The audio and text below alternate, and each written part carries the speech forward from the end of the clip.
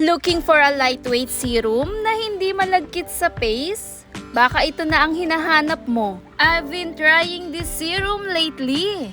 And here's my first impression. Exquisite Tea Tree Serum. Ang first thing na napansin ko dito ay yung texture niya. Super lightweight at watery. 2 to 3 drops lang, enough na para sa buong face. At mabilis din siyang ma-absorb ng skin. What I like, lightweight texture, non-sticky finish, easy layer with moisturizer at sunscreen. After cleansing, naglalagay lang ako ng 2 to 3 drops, then gently minamassage ko siya sa skin.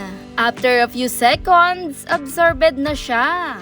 Kaya walang heavy o greasy feeling. Perfect siya kung gusto mo ng skincare na comfortable gamitin, especially during hot weather. Kung oily ang skin mo, I think magugustuhan mo kung gaano siya ka-lightweight. Kung dry naman ang skin mo, mas okay kung susundan mo pa rin ng moisturizer para mas mag-lock in ang hydration.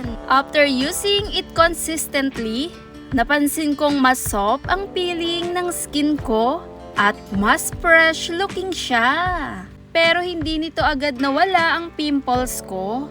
And that's normal dahil iba-iba ang response ng bawat skin sa skincare. Overall, this feels like a simple at comfortable serum for everyday use. Would I keep using it?